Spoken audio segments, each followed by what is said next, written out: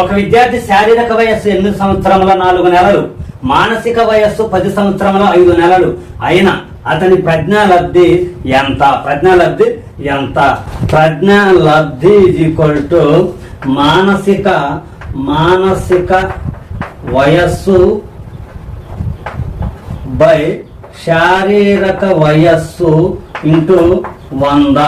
మరి మానసిక వయస్సు అంటే 10 సంవత్సరముల 5 నెలలు అంటే 10 12 120 ప్లస్ 5 125 నెలలు బై శారీరక వయస్సు 8 సంవత్సరముల 4 నెలలు 8 12 96 ప్లస్ 4 100 ఇంటూ 100 క్యాన్సిల్ 125.